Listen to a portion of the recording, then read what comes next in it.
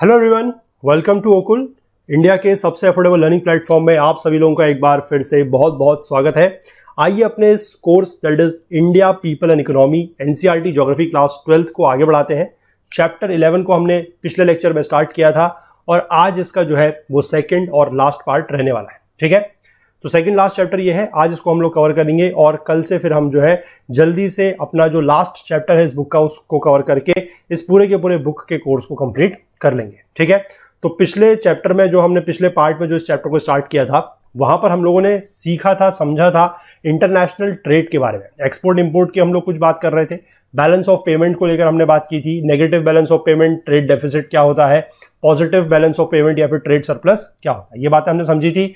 और हमने ये देखा था कि इंडिया में जितना भी इंटरनेशनल ट्रेड हो रहा है, चाहे हम सन 50 से बात करें या आज तक की बात करें 19-20 में, मैंने आपको कुछ फिगर वगैरह कुछ डेटा वगैरह बताया था कि आज की डेट में भी इंडिया जो है वो ट्रेड डेफिसिट ही है। ठीक है, इंडिया में ट्रेड डेफिसिट ही हो रहा है, यानी कि इंपोर्ट जो है वो ज्यादा है और एक्सपोर्ट जो है वो कम है। ठीक है, किस तरीके से कंपोजिशन चेंज हुआ एक्सपोर्ट का इंपोर्ट का, ये हमने बात पिछले लेक्चर में समझी थी। और आज जो हमें बात समझनी है वो है एयरवेज को लेकर और जो सी रूट्स हैं उनको लेकर कि कहां कहां पर हमारे पोर्ट्स वगैरह हैं और किन जगहों के थ्रू हमारा जो है वो इंटरनेशनल ट्रेड होता है। ठीक है, तो उसी को हम स्टार्ट करेंगे।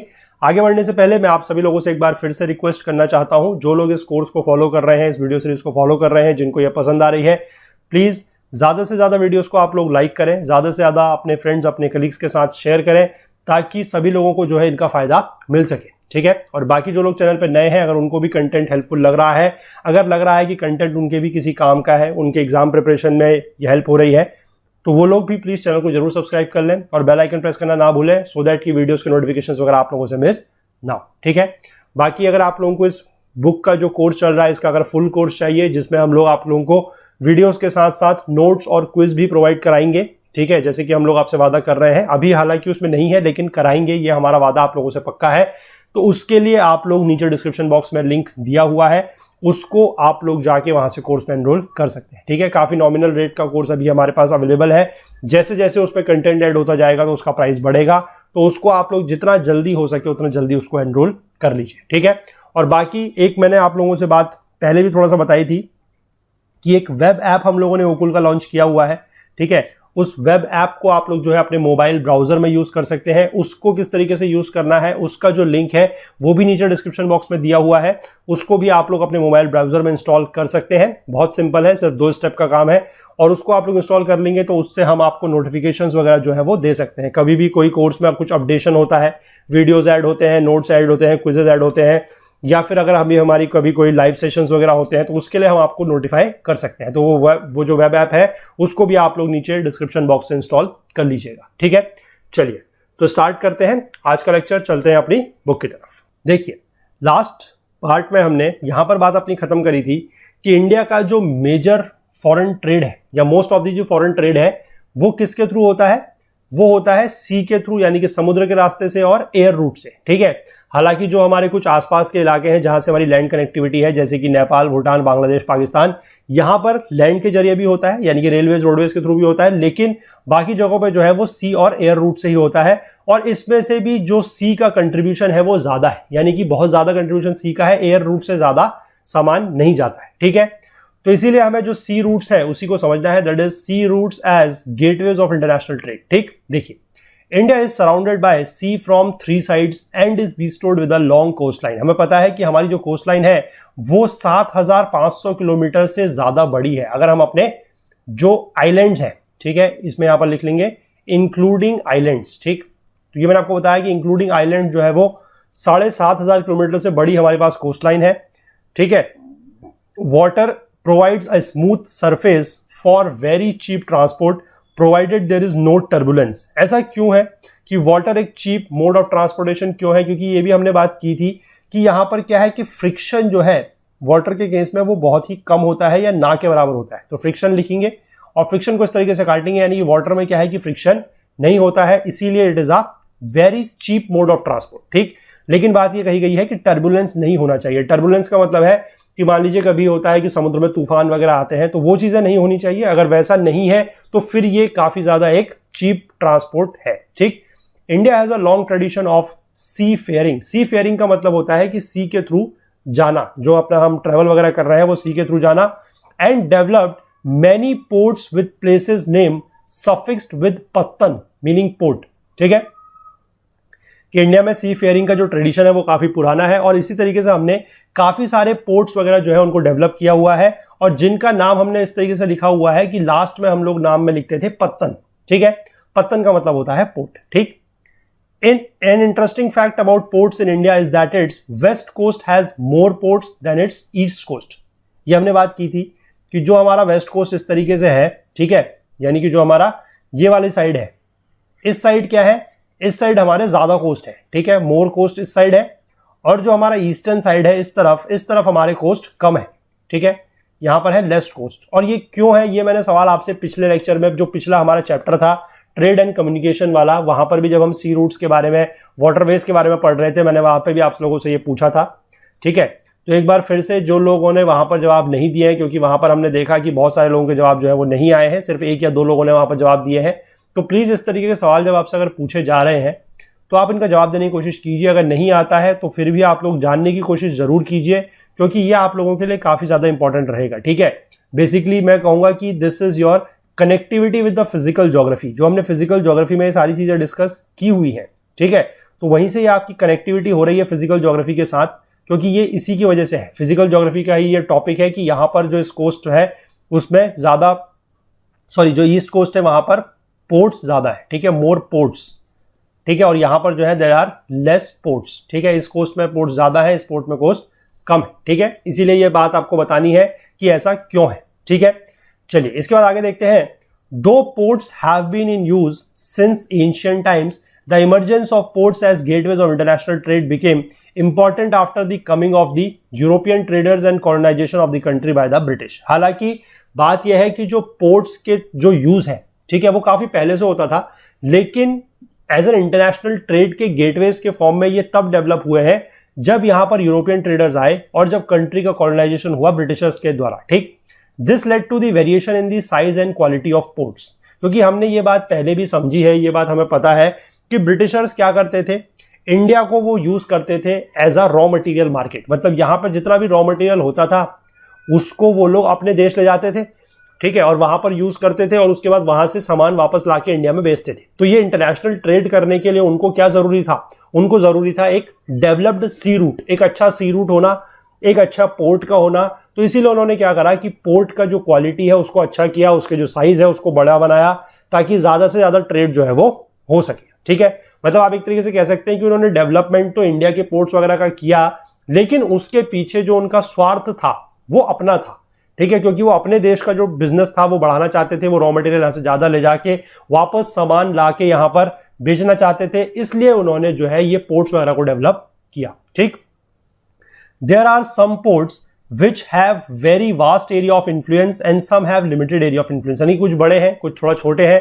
एट प्रेजेंट अगर हम बात करें तो India has 12 major ports and 200 minor और इंटरमीडिएट पोर्ट्स। ठीक है, in case of the major ports the central government decides the policy and plays regulatory functions, यानी कि उनका रेगुलेशन वगैरह जो है, उनकी पॉलिसी वगैरह जो है वो सेंट्रल गवर्नमेंट यानी केंद्र सरकार बनाती है मेजर पोर्ट्स के केस में। ठीक है, और माइनर पोर्ट्स जो है are there whose policy and functions are regulated by the state governments। तो मतलब इनका जो रखरखाव है, इनका जो रेगुलेशन है, वो कौन गवर्न करता है, वो करती है राज्य सरकार यानी कि स्टेट गवर्नमेंट्स। ठीक, the major ports handle larger share of the total traffic. ये तो ऑब्वियस सी बात है, वो बड़े हैं, तो वहां पर क्या है कि जितना भी टोटल ट्रैफिक है उसका मेजर शेयर जो है वो कौन कवर करता है, जो हमारे मेजर पोर्ट्स हैं वो। ठीक, इसके बाद आगे देखिए, the British used the ports as suction points of the resources from their hinterlands. ठीक है, सबसे पहले तो आपको वर्ड जानना समझना जरूरी है कि हिंटरलैंड क्या होता है। हिंटरलैंड एक इस तरीके की जगह होती है जो हमारे पोर्ट्स वगैरह से दूर है, यानी कि हम कह सकते हैं कि देश का ऐसा हिस्सा जो बीच का हिस्सा है, देश का जो कोस्ट लाइन से दूर है, जो पोर्ट से दूर है, उसको कहा जाएगा हिंटरलैंड। ठीक, अब हिंटरलैंड से सामान आ रहा है, ठीक है, रिसोर्सेज आ रहे हैं कहां पर, पोर्ट्स पे। तो पोर्ट्स एक तरीके से क्या हो गया, मान लीजिए ये आपका कोस्ट है, ठीक है, मैं वेस्ट कोस्ट की बात कर रहा हूं, ये हमारा कोस्ट है, और हमारे यहां पर की जो जगह है ये सारे के सारे क्या बन जाएंगे, हिंटरलैंड। यानी कि यहां से जो सामान है, सपोज कर लीजिए यहां पर पोर्ट है, ठीक है, दिस इज अवर पोर्ट।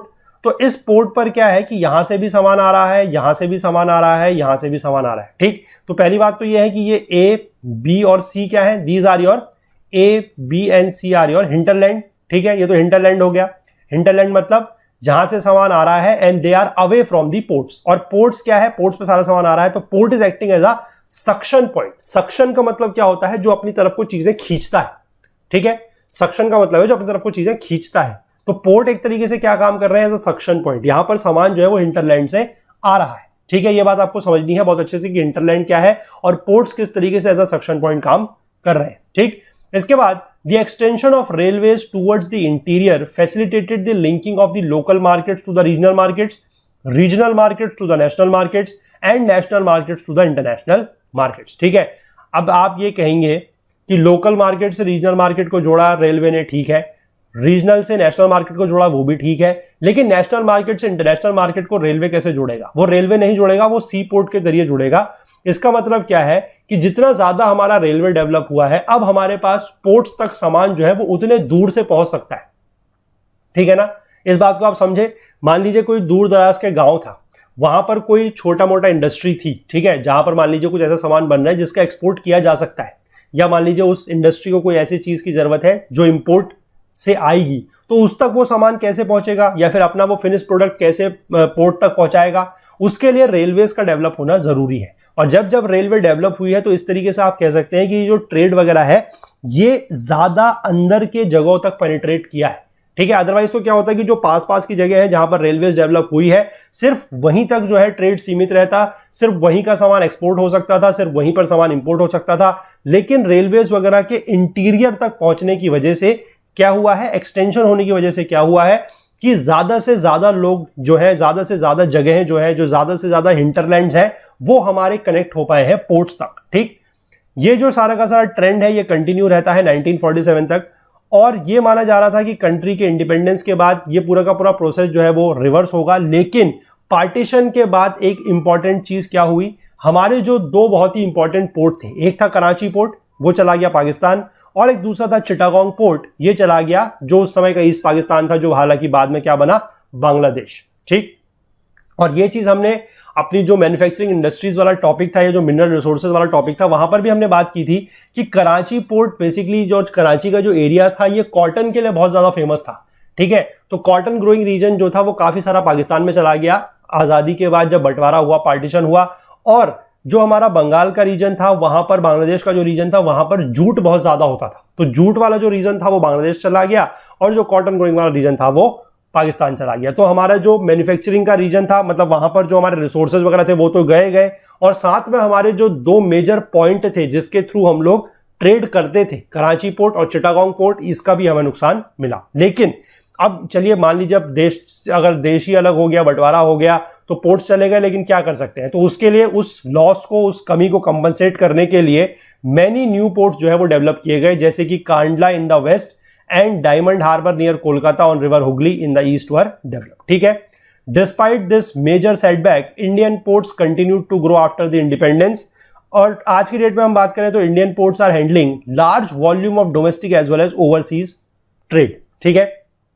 अच्छा, यहां पर आप लोगों के मन में फिर एक डाउट आ सकता है कि डोमेस्टिक ट्रेड जो है वो किस तरीके से हमारा पोर्ट्स करेंगे, ठीक है। मान लीजिए मैं आपको बताता हूं, मान लीजिए ये है, ठीक। फिर से हम वेस्ट कोस्ट पर आते हैं। केरला में एक पोर्ट है, अभी आगे जाके आप पढ़ेंगे, that is your Kochi port, ठीक।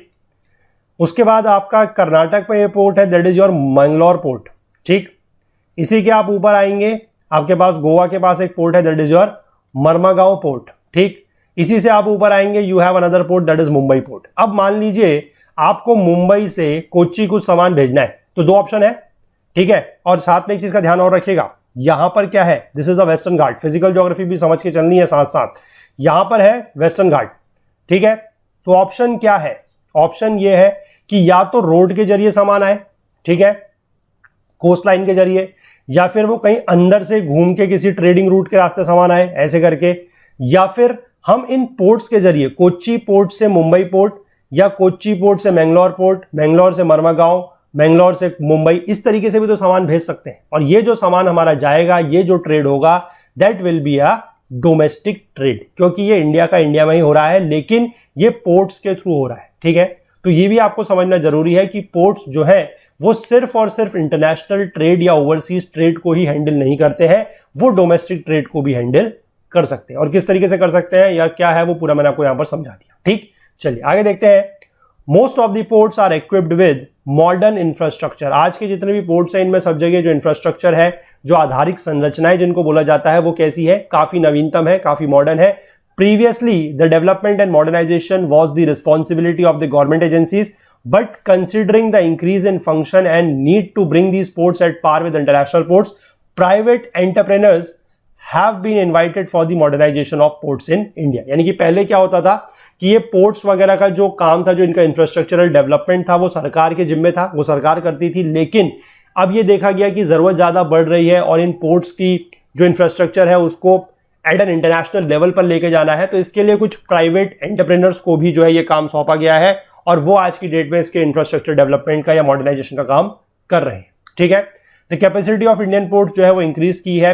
1951 की अगर हम बात करें तो 20 मिलियन टन का कार्गो वो हैंडल करते थे और 2016 में हम बात करें तो 837 मिलियन टन, यानी कि आप कहेंगे लगभग ये जो है 41-42 गुना के आसपास, 41-42 टाइम्स जो है वो ये चीज बढ़ गया है। कार्गो हैंडलिंग की जो कैपेसिटी है वो बढ़ गई है। ठीक है, इसके बाद कुछ इंपॉर्टेंट इंडियन पोर्ट्स जो है अलोंग विद देयर हिंटरलैंड्स वो यहां पर बताए गए हैं। इनके बारे में हम लोगों ने थोड़ा सा पढ़ना है और अगले ही पेज में जो है इनका मैप भी दिया हुआ है। तो अगर आप लोग पढ़ रहे हैं साथ साथ तो वो मैप वगैरह देख सकते हैं।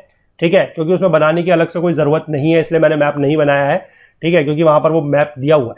हिंटरलैंड्स का मतलब क्या है ये मैंने आपको बता दिया है कि हिंटरलैंड्स का मतलब ऐसी जगह जहां पर पोर्ट में सामान आएगा, जहां से पोर्ट में सामान आएगा और जहां पर वापस पोर्ट से सामान जाएगा। ठीक, और वो ऐसी जगह है जो पोर्ट से थोड़ा सा दूर है, यानी कि इनलैंड रीजन में है। ठीक, चलिए तो एक एक करके इन पोर्ट्स का जो डिस्कशन है हम लोग वहां पर स्टार्ट करते हैं। सबसे पहला हमारा जो पोर्ट दिया गया that is your Kandla port. Kandla port कहां पर है? Kandla port is situated at the head of the gulf of Kutch. Gulf of Kutch माने ये हो गया गुजरात में। ठीक है, has been developed as a major port to cater the needs of western and northwestern parts of the country and also to reduce the pressure at Mumbai port। क्योंकि Mumbai port इसके just नीचे है, मैप में आप लोग देख सकते हैं। मुंबई पोर्ट की जस्ट ऊपर आप देखेंगे थोड़ा सा आपको दिखाई देगा गुजरात में कांडला पोर्ट। ठीक, तो ये बेसिकली एक तो ये कहां की नीड्स को जरूरत है पूरी करता है, वेस्टर्न और नॉर्थ वेस्टर्न पार्ट की, और दूसरा है कि मुंबई पोर्ट पे प्रेशर कम करने के लिए इसको डेवलप किया गया है। ठीक, The port is especially designed to receive large quantities of petroleum and petroleum products and fertilizer. The offshore terminal at Vadinar has been developed to reduce the pressure at the Kandla port. Kandla port को develop किया गया है Mumbai port का pressure कम करने के लिए, और एक वाडिनार पर एक ऑफशोर टर्मिनल बनाया गया। That is not a port, ठीक है, वो टर्मिनल है, वो किया गया है कांडला पोर्ट पर प्रेशर कम करने के लिए। ठीक, इसके बाद क्या दिया गया है कि demarcation of the boundary of the hinterland would be difficult as it is not fixed over space. ठीक है, तो in most of the cases the hinterland of one port में overlap with that of the other. तो मैंने फिर से आपको बताया हिंटरलैंड मतलब कोई ऐसा रीजन है कि जिससे पोर्ट्स पे सामान जा रहा है या जहां से सामान पोर्ट्स पर आ रहा है या पोर्ट्स पे जहां से सामान जा रहा है। ठीक है, तो उसके लिए क्या है कि अब मान लीजिए जैसे ये ए मैंने आपको बताया था। ठीक है, मान लीजिए ये ए से जो है ये अगर कोई मान लीजिए इतना बड़ा रीजन है, चलिए थोड़ा सा डायग्राम को मॉडिफाई करते हैं। मान लीजिए ये पूरा का पूरा रीजन है। ठीक है, और हमारे पास ये भी पोर्ट है, ये भी पोर्ट है।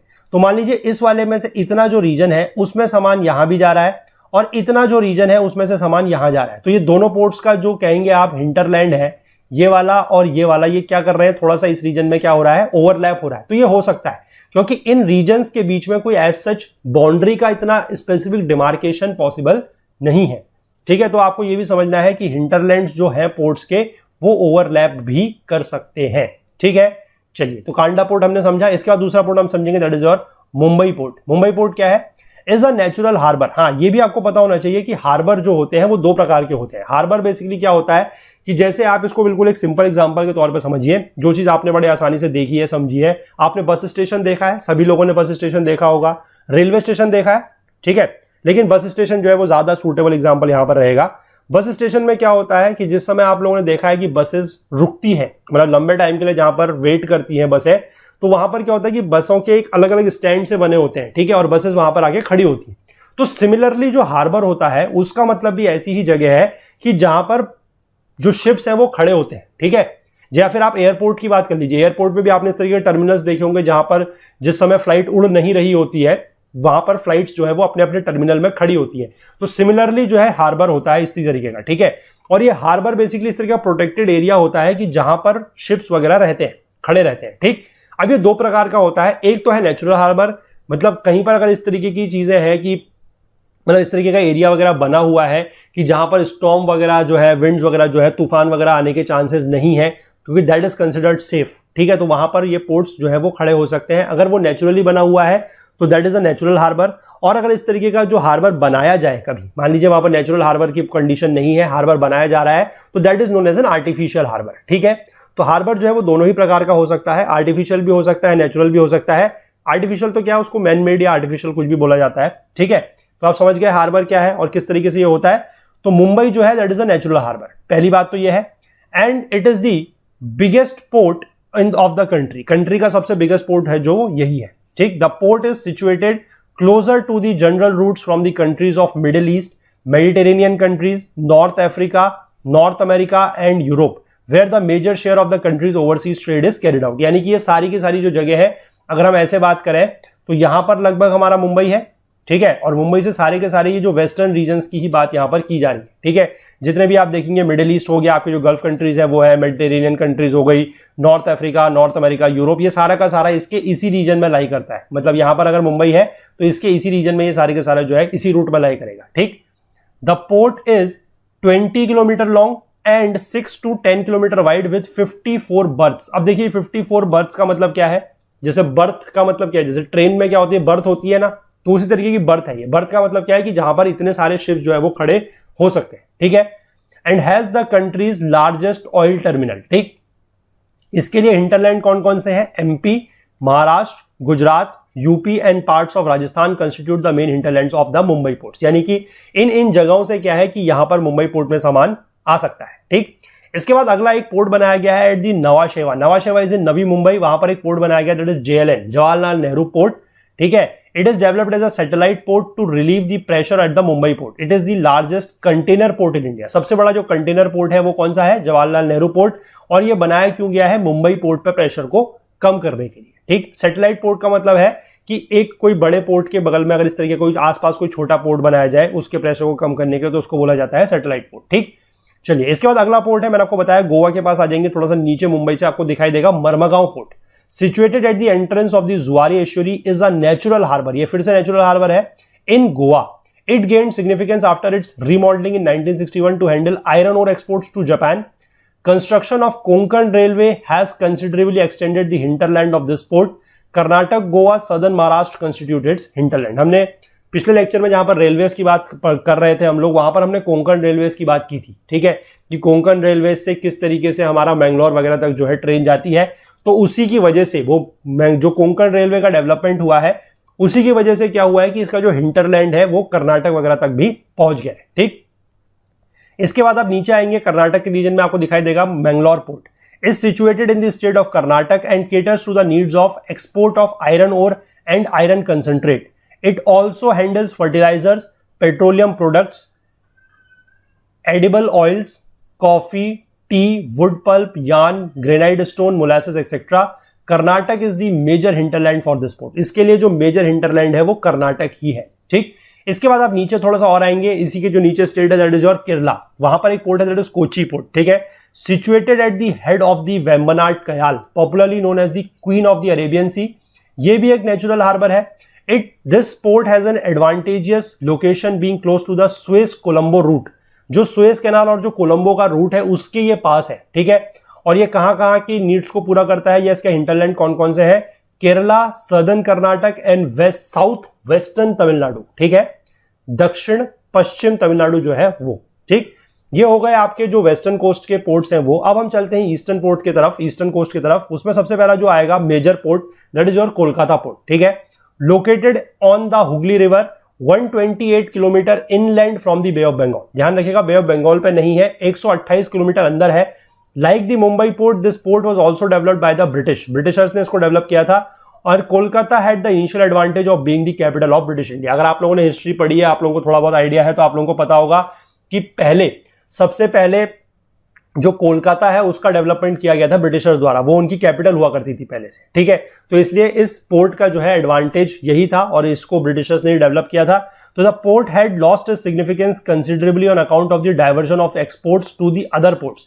अब क्या हुआ कि स्पोर्ट्स की थोड़ा सा जो सिग्निफिकेंस है, जो इंपॉर्टेंस है, वो थोड़ा सा कम हुई है, क्योंकि यहां से जो एक्सपोर्ट है वो अब थोड़ा सा डाइवर्स कर दिया गया है। मतलब अब अलग अलग और जो पोर्ट्स है, जैसे कि विशाखापट्टनम है, आपका पारादीप है, और जो सैटेलाइट पोर्ट हल्दिया है, ठीक है, कोलकाता पोर्ट का सैटेलाइट पोर्ट है हल्दिया। तो यहां से अब क्या होता है कि थोड़ा बहुत एक्सपोर्ट जो पूरा का पूरा पहले कोलकाता पोर्ट से होता था, वो अब इन पोर्ट से भी थोड़ा बहुत होने लगा है, ठीक है। और यहां पर एक थोड़ा सा प्रॉब्लम क्या है कि problem of silt accumulation in the Hooghly river which provides a link to the sea, ठीक है। जो हुगली रिवर है उसमें थोड़ा सा सिल्टेशन वगैरह होती है, वो इसकी थोड़ा सा एक प्रॉब्लम है। हिंटरलैंड कहां पर है? UP, Bihar, Jharkhand, West Bengal, Sikkim and north eastern states. और इसी के साथ साथ जो हमारे लैंडलॉक्ड कंट्रीज हैं जैसे कि नेपाल और भूटान, उनके लिए भी ये हिंटरलैंड का काम करता है, ठीक है। कौन सा? कोलकाता पोर्ट, ठीक। इसके बाद इसका जो सैटेलाइट पोर्ट है that is your Haldia port, ये कोलकाता पोर्ट से 105 किलोमीटर डाउनस्ट्रीम है। इसको आप लोग मैप में देखिएगा, वहां पर आपको बंगाल में कोलकाता और उसके बगल में जस्ट थोड़ा सा नीचे ही हल्दिया पोर्ट दिख जाएगा, ठीक है। It has been constructed to reduce the congestion of Kolkata port, तो इसीलिए कोलकाता पोर्ट का क्या है? एक satellite port. Handles bulk cargo like iron ore, coal, petroleum products and fertilisers, jute products, cotton and cotton yarn etcetera, ठीक है। इसके बाद आप आ जाएंगे पारादीप पोर्ट में। पारादीप पोर्ट जो है वो आपका उड़ीसा में है, ठीक है। थोड़ा सा नीचे आएंगे आप उसी साइड कोलकाता से नीचे की तरफ, तो आपको दिखेगा उड़ीसा में पारादीप पोर्ट। पारादीप पोर्ट या पारादीप पोर्ट एक ही चीज है, ठीक है, कंफ्यूज मत कीजिएगा, कहीं पे पारादीप नाम भी आपको दिखाई देगा। तो हर सिचुएटेड है ये महानदी डेल्टा में, जो महानदी रिवर बहती है वहां पर 100 किलोमीटर कटक से, ठीक है। It has the deepest harbour specially situated to handle very large vessels, ठीक है। हार्बर इसका काफी डीप है, तो यहां पर काफी बड़े बड़े वेसल्स जो है वो आ सकते हैं। It has been developed mainly to handle the large scale export of iron ore, क्योंकि वो रीजन हमें पता है कि आयरन ओर वहां पर काफी ज्यादा होता है, ठीक है। जो हमारा एडजॉइनिंग झारखंड, उड़ीसा, छत्तीसगढ़ का रीजन है, वो वाली बेल्ट हम पहले पढ़ चुके हैं, ठीक है ना।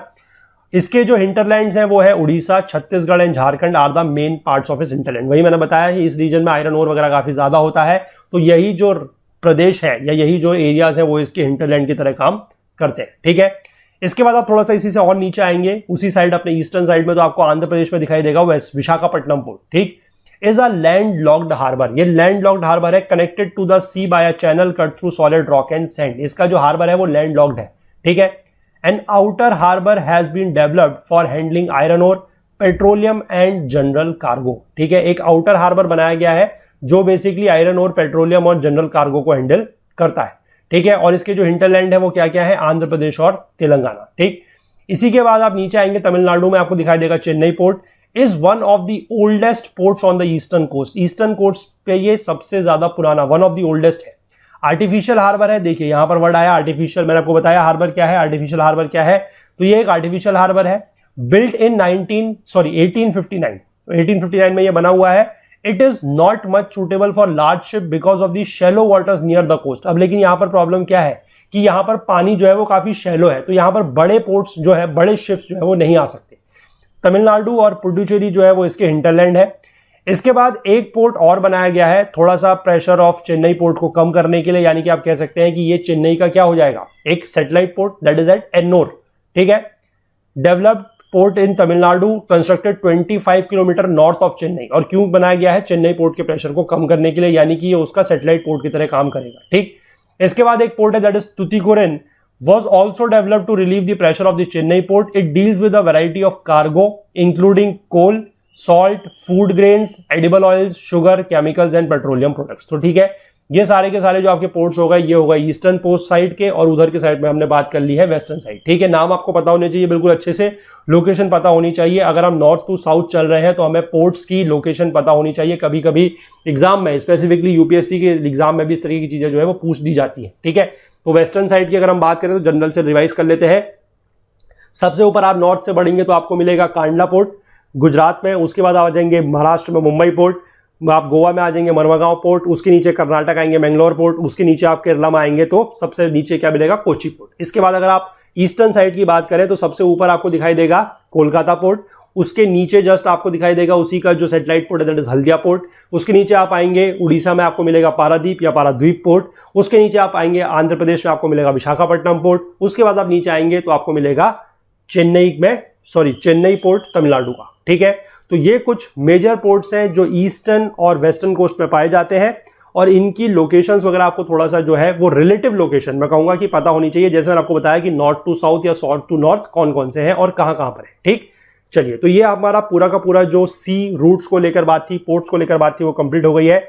जस्ट यहां पर एक छोटा सा पैराग्राफ एयरपोर्ट्स को लेकर दिया गया है, इसको हम लोग यहां पर पढ़ लेते हैं और इसी के साथ हमारा जो ये चैप्टर है वो कंप्लीट हो जाएगा। ठीक है, air transport plays an important role in the international trade, क्योंकि ज्यादा तो नहीं होता है, हालांकि इसके थ्रू जो कार्गोज वगैरह है वो हैंडल ज्यादा नहीं होते हैं, मेजर तो हमारे सी रूट्स के जरिए ही है, लेकिन थोड़ा बहुत इससे भी होता है। ठीक है, it has the advantage of taking the least time for carriage and handling high value और perishable goods over long distances.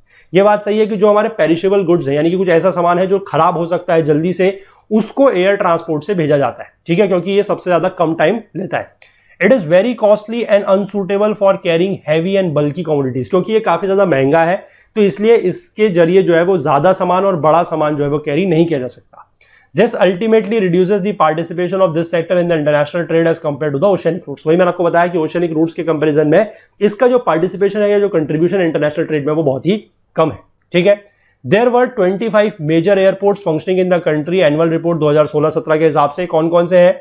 Ahmedabad, Bengaluru, Chennai, Delhi, Goa, Guwahati, Hyderabad, Kolkata, Mumbai, Thiruvananthapuram, Srinagar, Jaipur, Calicut, Nagpur, Coimbatore, Cochin, Lucknow, Pune, Chandigarh, Mangalore, Visakhapatnam, Indore, Patna, Bhubaneswar and Kannur. ठीक है, ये कुछ पोर्ट्स दिए गए हैं, सॉरी एयरपोर्ट्स हैं, ये एयरपोर्ट्स हैं, ये मेजर कुछ यहाँ पर नाम दिए गए हैं। इसको ज्यादा पढ़ना समझना आप लोगों के लिए आई डोंट थिंक कि मतलब कुछ इंपॉर्टेंस नहीं है। एयरपोर्ट्स के नाम आप सभी लोगों को पता होते हैं कहां कहां पर है।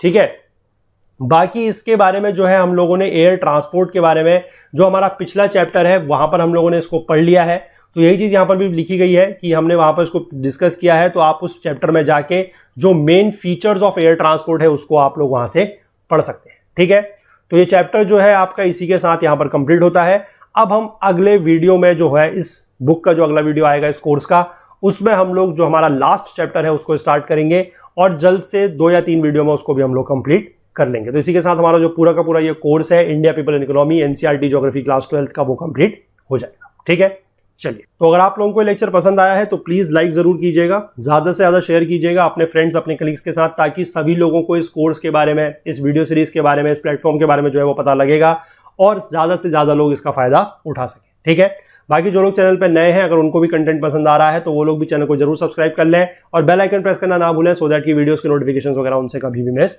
ना हो। ठीक है, बाकी अगर आप अपने कोई भी आपको डाउट है, कोई भी क्वेरी है तो जरूर हमसे पूछें।